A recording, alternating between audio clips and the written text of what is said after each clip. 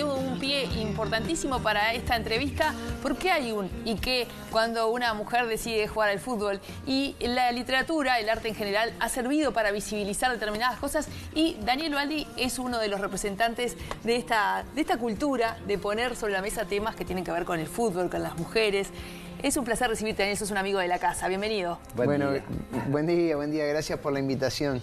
Y sí, ¿y qué, no? Pero hay que lidiar con ese ¿y qué? Y Alfonsina, durante la historia, nos va contando ese ¿y qué? Porque para ella es también que me llamo Alfonsina, soy futbolista ¿y qué? Pero la sociedad muchas veces no lo interpreta tan así. De hecho, ella está escrito en primera persona y va narrando desde que nace. Ella es hija de un futbolista. Es una ficción, por las dudas, quiero aclarar. Es hija de un futbolista, un exitoso futbolista, y ella desde muy temprana edad sueña con ser jugadora de fútbol. Y cuando lo dice en la escuela, por ejemplo, ve que hay ciertos gestos de advertencia, como ¿cómo vas a ser futbolista? Y sí, ¿y qué? Quiero ser futbolista. Y bueno, la idea... La sugerencia nace de la editorial Planeta España, que le preguntan a la editorial Planeta Uruguay si ese escritor que tienen ustedes ahí en Uruguay, que fue futbolista, no querrá algún día escribir algo de fútbol femenino, porque vemos que, y es cierto, mi literatura generalmente está escrita desde la visión de un varón, desde la experiencia de un varón, es muy masculina si se quiere. Con esto no quiere decir que no tenga presencia femenina, pero generalmente... Las voces que yo hago son de protagonistas masculinos. Entonces fue todo un desafío para mí, porque no solo tenía que escribir de fútbol femenino, que uno supone que sabe hasta que empieza a interiorizarse del mismo, sino que tenía que estar en la voz y en el sentir de una niña, de una joven, de una adolescente, porque el libro va creciendo, Alfonsina, y va luchando, es una luchadora. ¿Y por qué lo digo la palabra luchar? Porque realmente las mujeres que juegan al fútbol la están luchando y son luchadoras. Y un detalle no menor en eso que decís de la evolución, porque hay muchas niñas en el Uruguay que se llaman Maite, en honor a la Maite Roy, claro, a Pateando Lunas. A Pateando Lunas de Roy. Claro. Pero una cosa es el fútbol de las nenas, que está como aceptado, las nenas juegan al fútbol, y otra cosa es soñar con ser profesional, claro. Soñar con que eso sea el eje de tu vida y por eso me parece como muy innovador este abordaje de esta Alfonsina, que además no renuncia a otros sueños, como el de ser madre. Totalmente, y algo que quiero destacar es que hay una composición familiar en la familia de ella que es de incentivar y de alimentar eso. Yo siempre digo, está buenísimo eso, con las realidades, manejando siempre las realidades y a lo que se va a enfrentar. Y desde que ella, desde muy chiquita, le dice al papá y a la mamá, me encantaría ser futbolista profesional como él es papá, en vez de decirle, de ponerle enseguida las trabas, no, pero mirá que es muy difícil porque una cosa es ser varón, al contrario, le dicen, bueno, bien, vamos arriba, te vamos a apoyar. Y a medida que yo iba avanzando en la historia, la energía de la misma, para que veas, es el libro más largo que tengo y lo tuve que recortar, son 300 páginas publicadas y el original tiene muchas más, lo tuve que recortar, imagínate. Iba conociendo gente relacionada al fútbol femenino, la mayoría mujeres, pero también algún hombre, que me iban comentando pormenores del mundo del fútbol femenino que eran espectaculares para la historia, que enseguida se despertaba en mí la necesidad de esos abordajes. Claro. Por ejemplo, el embarazo.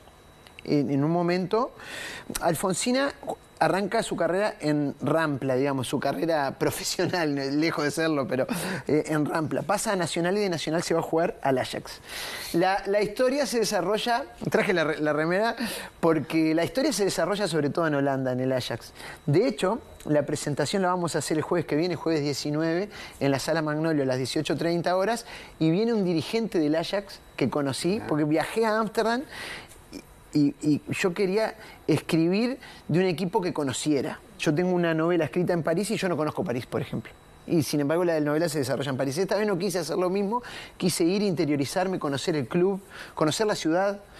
Lo hice, pero aparte maté 2 pájaros de un tiro en el viaje, porque porque conocí a Alexandra Gómez personalmente, ya la conocí a través de Instagram, que ella me había escrito a mí mientras estaba escribiendo la novela, casualidad de la vida, el hijo de ella estaba leyendo una novela mía. Me escribe ella. ¿Quién es Alexandra Gómez? Es una uruguaya que vive en Ámsterdam, trabaja para FIFPro. FIFPro es la Federación Internacional de Futbolistas Profesionales, o sea, velan por los derechos de los y las futbolistas. Y ella está justamente en el área de los derechos del fútbol femenino. Y cuando me hablaba del embarazo, uno puede suponer que una mujer que queda embarazada, como en cualquier empresa, cuando vuelve, tiene su bebé y vuelve a la actividad, le van a respetar el contrato. Pues no, todavía están tratando de legislar que le deban o sea, renovar el contrato si se le terminó mientras estaba en el ciclo del embarazo. O sea, hoy día tienen la potestad los equipos de dejarla libre a una mujer. Entonces el embarazo, en vez de ser algo lindo en una jugadora, pasa a ser algo dramático y está sobre la mesa tenerlo o no, o seguir jugando después del embarazo, no. Un ejemplo, mientras estaba escribiendo, la mamá de Ronald Araujo, jugadora de fútbol en Rivera, cuando quedó embarazada de Ronald, suspendió su actividad en el fútbol. Entonces hay un montón de componentes que tiene la novela, que yo tuve que interiorizarme en ellos, que son muy distintos al mundo masculino. Por ejemplo, cuando a ella le sale el pase para irse a Holanda, ella tiene un novio acá y empiezan a preguntarse qué hago, te acompaño, me quedo, cuando en el fútbol masculino es casi que se naturaliza que la pareja lo va a acompañar. Bueno, en esto, ¿qué pasa? Y él la acompaña, más allá que sus padres, que son doctores y demás, le dicen que no lo haga, que no va a acompañar, que qué van a hacer allá, y él se empieza a abrir camino allá en Holanda también. Entonces, es una historia hermosa para jóvenes, para adultos y para niños también. Si se atreven a leer 300 páginas, bienvenido sea, porque les va a gustar y es una lectura, creo yo, familiar también. Y a mí, cuando estuve leyendo la sinopsis y todo, lo que más me llamó la atención fue el tema del embarazo, porque nunca me había cuestionado en la cabeza el fútbol femenino, que te lo llevo a todos los deportes, obviamente. Sí lo había visto de repente y que lamentablemente optan por el otro camino en la danza. Claro. Y que por lo general optan por no tener los hijos hasta no terminar con su vida, como quien dice, útil dentro del arte. Pero nunca me lo había cuestionado en el fútbol, lo que debe ser incluso lo previo. Es decir, porque el fútbol es un deporte de contacto. ¿Hasta cuándo puedo jugar si estoy embarazada? ¿Me explico? Pero aparte, bueno, es una interrupción de un año. Claro. Y bueno, y después que tenés el bebé, sos madre, o sea, tenés que cuidar y muchas veces el fútbol requiere de viajes, concentraciones y un montón de etcéteras más. Y no es como las futbolistas hoy día en algunos equipos europeos como el Barcelona y demás están siendo jugadoras muy bien remuneradas y demás, pero la mayoría no. La mayoría no es que se retiran del fútbol. Tenemos por suerte varias uruguayas jugando en el exterior, pero no es que se retiran del fútbol y ya está, y bueno, tengo una cuenta bancaria, o sea, próspera que me va a dar. No, hay que seguir trabajando. En el fútbol masculino pasa, pero estoy hablando hasta de las jugadores de la selección uruguaya que están jugando en Europa y están luchándola. La lucha es... Y la siguen luchando hasta los 40 años, 35. Obvio. No sé hasta qué edad jugaste vos, pero digo, no hay demasiados que lleguen a los 40 años, ni hombres ni mujeres, y bueno, hay que pensar que de repente tenés 40 años más para vivir, entonces hasta el que puedo juntar un poquito... Es ahí que insisto en la educación, lo importante que es, ¿no? Siempre digo, y me voy a ir al cajón diciendo lo mismo, que es vital formar personas, y sobre todo en el fútbol, porque hoy día hay mucho énfasis en las familias y demás, en que el niño o niña, pero sobre todo en los niños, sean futbolistas como sinónimo de salvación económica. Sí. Y es lo peor que podemos pensar, porque no tiene ninguna salvación económica. Muy por el contrario.